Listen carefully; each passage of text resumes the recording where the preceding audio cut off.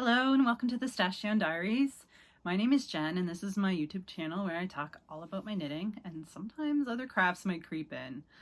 I have been trying to get my stash down to a more manageable size. I'm a little bit overwhelmed by mostly the scrappy skeins, so you're going to see a lot of scrappy knitting, and if you watch some of my previous videos you see scrappy knitting in those. I got blankets going on, I got mug rugs, I got cat toys, I got anything that comes up that I like the look of or I think that can use up my old yarn. That's what I'm gonna knit. You can find me on Instagram as CB Island Knitter. I will have a link below to my Ravelry, and I hope that you will like and subscribe and stick around if you like to see other people's projects. It still blows me away that people will sit down and watch me talking about my projects, even though I do also enjoy watching other people talk about their projects. It makes for a great knitting time. So I want to thank everybody who have subscribed so far, especially the ones that just subscribed in the last week, because I haven't had a chance to thank you yet. So really glad to have you here. Now, first things first, last week I completely forgot to do my January, oh my goodness, no Jennifer, July, my July stash down update. Where did I put my book? Listen, we are professionals here sometimes. Oh, it's under these ones. Okay, so I'm just going to quickly do my stash update from last month. I knitted 15 projects. Most of them were scrappy. Like I mentioned, there were like mug rugs and stuff. There were a couple of pairs of socks too. They amounted to 398 grams in total, which is, I've done better. I have done better than that. But I only took in two skeins of Briggs & Little. I took in one of Tuffy and one of Heritage. Those are 113 grams each. So that brought in 226 grams. So my balance for July is still in the negatives. It's negative 172 grams, which brings me to, oh my goodness, this is taking, okay, negative 2,871 grams. So that is that. If you hear slight snoring in the background, that is Piper. She had a little beach hike today, so we went down to a beach that's in Richmond County here in Cape Breton that I hike every year, and I had a couple of friends with me, and we hiked down. It's probably, I don't know, maybe 2 kilometers or so down the beach, and it's different each year. Sometimes, like, there have been a couple of years where it was just nice like soft sand, and other years where like, and I could keep my shoes off for the entire walk, but like this year there's some spots where there's coarse sand and stuff. As you get down towards the end, there was nice soft sand, so I did take some footage. I will put it in the video for next week. This week at the end of the video I have footage of Piper at Myra Gut Beach from last weekend. I usually take her down there if the tide is going to be low at a reasonable time, because when the tide is low, like, the water is super shallow. She can go out and like wade everywhere, and then sometimes like the sand gets exposed a little bit further out, and she runs around on like the open sand, and it's really fun. So when I took her last week, there was no sand flats exposed or anything like that. It might need to be a different, like a lower tide at a different point in the month. So anyway, she's here snoring. The kittens were here wilding out a little while ago, but I think they're done. So we shall see. So, okay, so that was my July update. And now I am going to do, I did have acquisitions. So I don't know, you might be familiar with her. It's Dana Ray Makes, I hope I'm saying that right, on Instagram and YouTube. I will link both below. she has a Christmas in July make-along, and I actually won a prize for it, so which is super exciting. I rarely ever win prizes for stuff. I think there was only one other time where I won like a Grocery Girls prize, which was really nice. If you don't follow Dana Remakes, I highly recommend it. She is like the queen of Christmas. All of her content is like all this beautiful like Christmas china and like of course her Christmas knitting, like she knits in Christmas colors and stuff, especially this time of year while she's doing the make along. But I will show you what I won.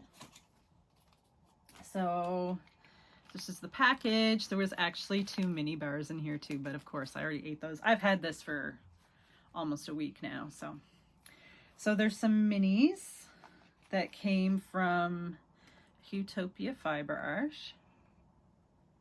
That is super cute. Hi, Maisie. I don't know if you can hear that tiny little meow.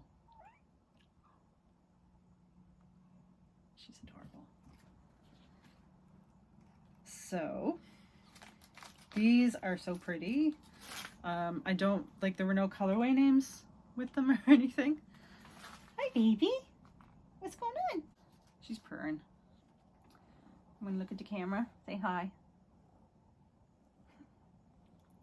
Are you done wilding out? You wanna go sit with your canine sister? There you go. She's the bigger of the 2 of them. They're sisters, but Ginny, the smaller one, will like pin her down like crazy, and she gets upset. It's so funny that the littler one is scrappy, but I guess that's typical. Okay, so here they are.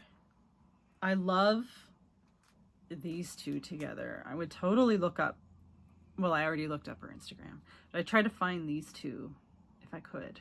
They're so pretty together. So I think what I'm going to do with these is put them in the habitation throw when I start it, because I am going to start one. I got 3 scrappy blankets on the needles. One for self-patterning, one for self-striping, and then there's going to be one for like variegated speckled tonal. And that is where these will go. Maisie Moosey. I don't know what she's attacking something down there. And then there were super cute Halloween progress keepers.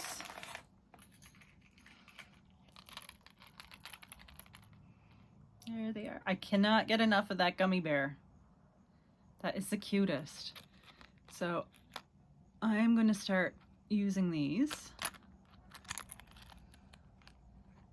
now because we're close enough to Halloween. I mean, I'll start using Christmas stuff in like probably October. I have a Christmas bag on the go right now, actually.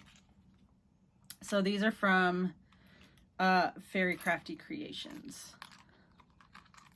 So yeah, super enjoyable. And then there's a couple of teas in here, one of which is Earl Grey, which has become a favorite of mine. So I'm looking forward to trying these because I haven't tried the Tivana one. And then this one is Turmeric Gold. So that will be good to try. I love when I get like little add-on teas in the mail. It's such a great thing to get. Like, it's just like someone gifting you a cup of cozy.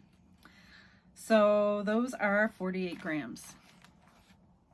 And so that's what's going into my stash. Now, where did oh, here it is. This is my handy dandy notebook of show notes so that I don't forget to talk about things. Okay, next is Saltwater Stash-down. So, okay, I need to get a drink of tea first before I'm getting a little dry. And I'm totally dripping it on me. That's okay. Because I did spill it earlier. I'm telling ya. So, Saltwater Stash-down is something that I'm doing. I'm knitting through the Saltwater Knits books. The Saltwater knitting books, which are right here. which I did get a little bit of tea on one of them. The stuff that goes into this production. If I wasn't so clumsy, it wouldn't be so bad. So the first book that they came out with, and it's Christine LeGros and Shirley A. Scott. The first one they did was Saltwater Mittens, and then Saltwater Classics, and then Saltwater Gifts, and then finally they just released not too long ago Saltwater Socks. So yeah, Christine LeGros and Shirley A. Scott, also known as Cheryl the Pearl. I don't know what she's doing. She's like splayed out on the end table. Anyway. Their patterns, here comes Ginny. Now it's going to be on. I could close the door, but it just seems cruel. And I'm so thrilled that they're like following me around now. Because when I first got them, they were just interested in each other. And now they kind of follow me. Here's the other one. Oh my goodness, you're so squiggly wiggly. Hey, you can go get your sister. Yeah, so this one is the smaller of the two, and she just kicks her sister's butt. Hey. Yeah. Okay, I have to talk about saltwater nets now. Be a good girl in your kitty condo. All right. So what I'm doing is I'm knitting through the books, but I'm not like going like pattern to pattern to pattern in one book. I am taking like what I call round one is, she just jumped in. Oh, she's off. I think the other one's gone too. Oh, nope, she's going. Okay, I think we're kitten free for the next little while. So I'm calling round one is the first pattern in each of the books. And I don't necessarily have to knit them in order. If there's something that I really want to knit, or somebody asked me to gift them something for Christmas or something, and there's a pattern like ahead that would suit that, I just skip ahead and knit it. But so for now, so far, I enjoyed knitting round one. Maybe next time I won't put all of my stuff on the floor and have to bend over. Okay. So round one. Oh, there's one more. Okay. Sorry. Round one, the first pattern in the Saltwater Mittens book. I don't know if I'm ever pronouncing this right. I showed this on a previous video. This is Bacalo. Okay, so that was from, they're going back on the floor. Saltwater, that's from Saltwater Mittens. And this one is from Saltwater Classics, and it is the Hello Goodbye mittens. So those were knitted, and then the Merry Meeting mitts are from Saltwater Gifts. And then this week's FO from the Saltwater Socks book is the Signal Hill Vamps. I don't know how well the lighting is doing because it's starting to get a little dim. It's the evening now, so I'm going to try to do this as fast as I can before I run completely out of light. So this yarn is McCausland's Woolen Mills. I got it at Marguerite Harbor gift shop. They sell that wool, and they sell wool blankets and knitted things. So this has been in my stash for a bit. I don't know, a couple of years maybe, I think. So it was good to get this out of the stash. There's no colorway names. It's just gray and light green. And so what happened with these is I knitted this one, and I had intended to do the same color placement on this one, but then I knitted down past the heel, and it came pretty obvious that I was going to run out of gray. So I decided to tear it all out and restart it knitting with the colors opposite, and that worked out. I had enough yarn. These were supposed to be for me, but they are huge.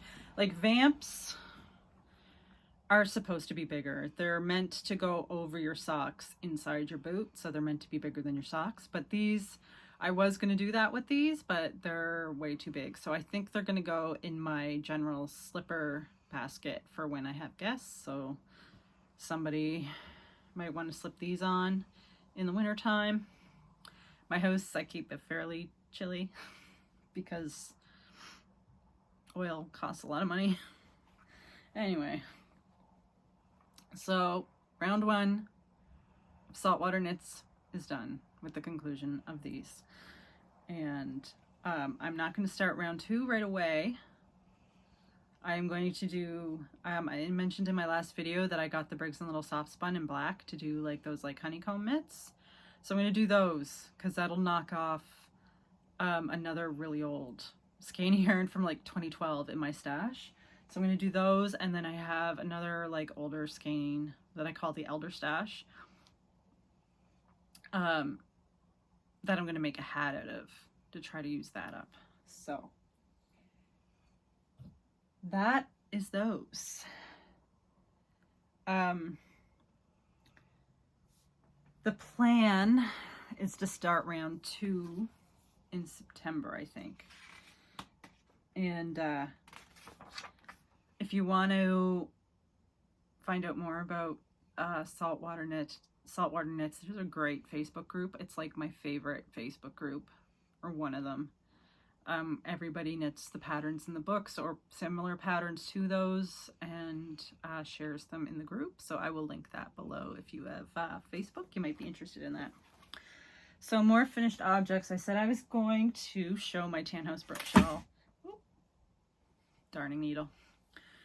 After it was blocked, and here it is in all of its glory. I really love this pattern. It is one of my favorites. I still haven't found my other one, so I'm gonna have to ask my mother if it's with her population of shawls. So yeah, Tan House Brook shawl by Jennifer Lassonde, aka Boston Jen, and it's just a single skein of fingering weight yarn, 100-gram yarn. This one is Natural You Yarns. I believe their group of yarns that they've made is Boreal, the Boreal Forest, and this one, I don't know if I'm pronouncing it right, but it's like Wabakimi. And yeah, I'm gonna get a lot of wear out of this because between the color, like blue is my jam, between the color and the pattern, just the wearability, I really like this. So that is my Tan House Brook shawl blocked. And last week I said I was going to go into Area 51 and dig out my little gnome, and I showed you it on camera, the yarn and stuff and how far he was. And now here he is. There we go. In all of his glory. I can't believe I didn't finish him sooner because I am just in love with him. So the pattern is called Never Not Gnoming. It is by, I can't pronounce her last name, I don't think, Sarah Shira, but I'll link her below. But she is also Imagined Landscapes. She has so many cute gnome patterns. I have more that I bought and I am going to cast on. Yeah. As a Cape Brettoner of Scottish descent, I am loving the very like Celtic style cabling and everything. I love his beard. Like, I love how she did the like twisted stitches. So cute. The only thing, if I were to knit this for somebody else in the future, I'd try to make the nose another color. I don't know if I could do that with like knitting the bauble a different color, or if I should just knit the beard without the bauble nose and then do what you do for the her first gnome pattern that she did. I can't remember. Oh no, did I call this Never Not Gnoming? The first one is Never Not Gnoming. This is Here We Gnome Again. So I would take the nose from Never Not Gnoming and do it the way she does it in that pattern and attach it to do a different color if I were to do it again. But since this is mine and I don't really mind his little gray nose, and if you could see it in person, it's really tonal, this yarn. So the yarns that I used were all scraps. This is Cascade Heritage, and I think the colorway is Moss.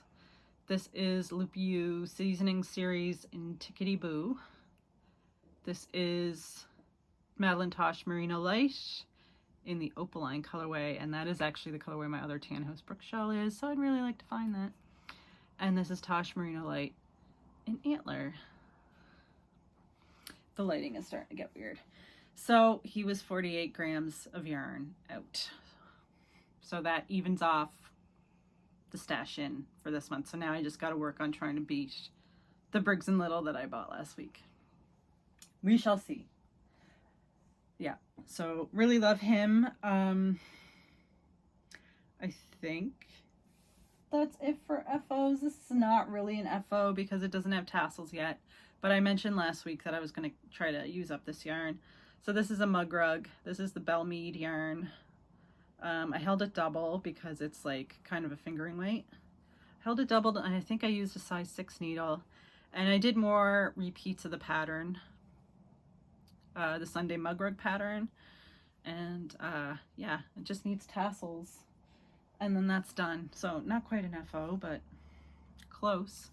So whips, since I'm talking about scrappy stuff, this is, I did a little bit on my jelly roll blanket, not much. Just, this is leftover opal. It's from their Cats and Dogs collection, and it's the blue one. I did the green one right here, so that's from the same collection. And yeah, so that's, plan is to finish that section, and then after that one, I finished the yoga socks like last month or something, or maybe I finished them earlier this month. And then that's going on there. So I worked on the jelly roll. That was the blanket, the scrappy blanket that I worked on this week, just a little bit. That one's really good if I don't have a whole lot of time to sit and knit, and it's nice and mindless. So I planned to cast on more socks, and that is exactly what I did. So in my little Halloween bag, look, there's dachshunds dressed up as witches. There's more dachshunds. Where's the cats?